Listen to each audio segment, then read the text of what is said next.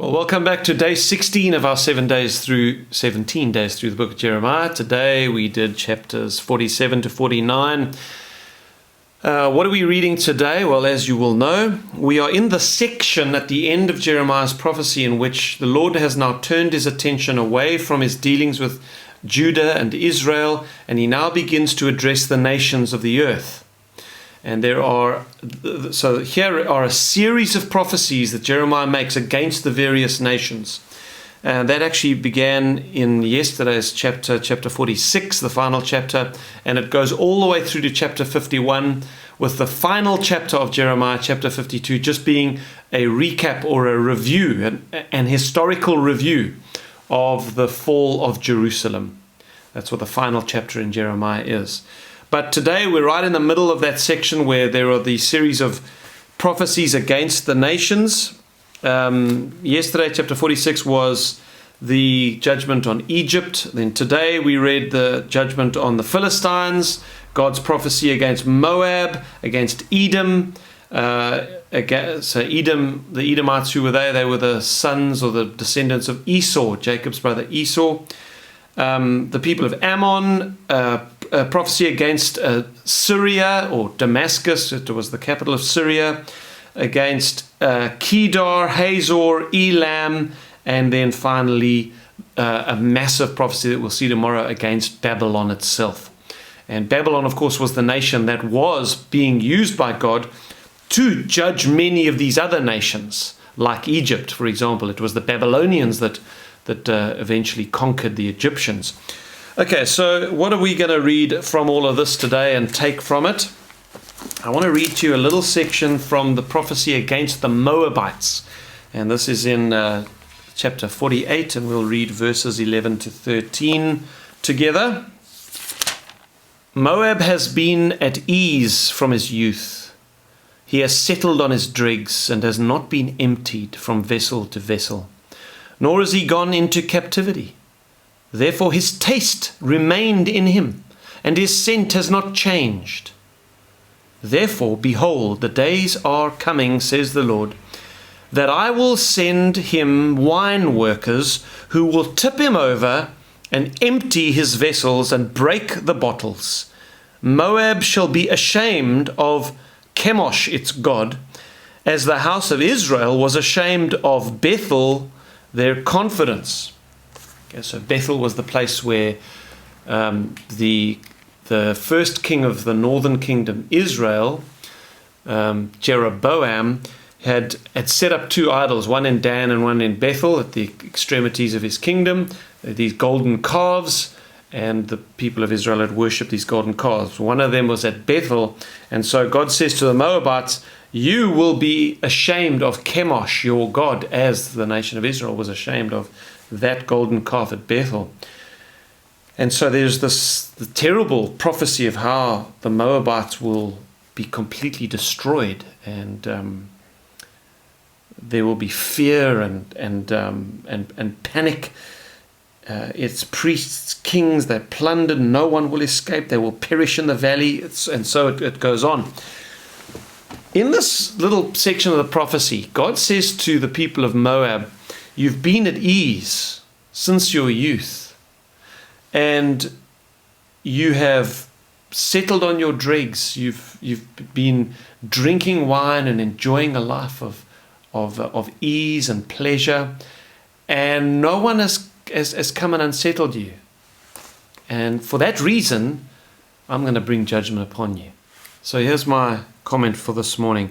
A life of complete ease is a life without the discipline of God and will end in destruction.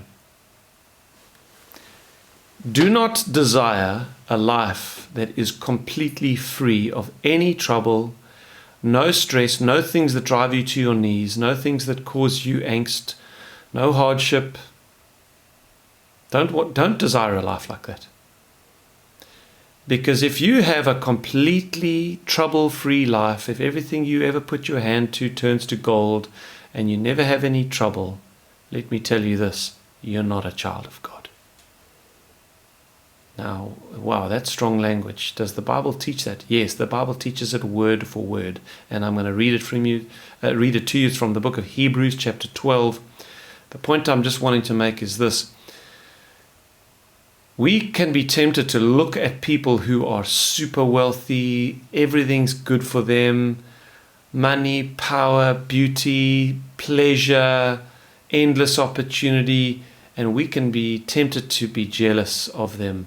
My friend, do not desire a life free of trouble, because it is a sure sign that God is not at work in your life.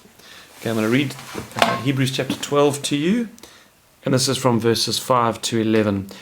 And you have forgotten the exhortation that speaks to you as to sons.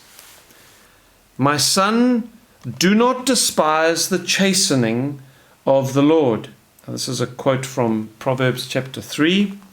Nor be discouraged when you are rebuked by him. For whom the Lord loves, he chastens.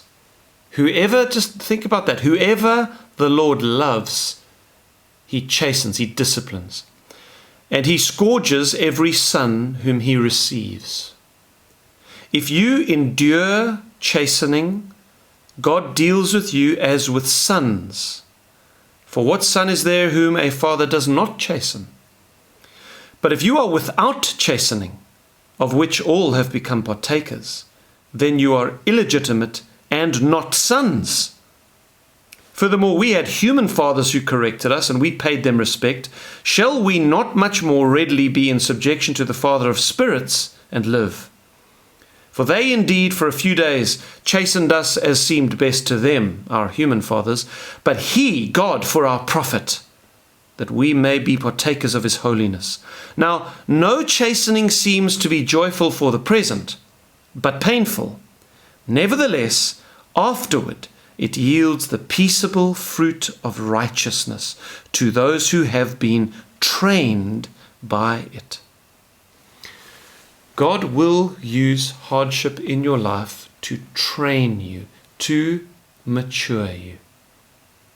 He will increase your maturity.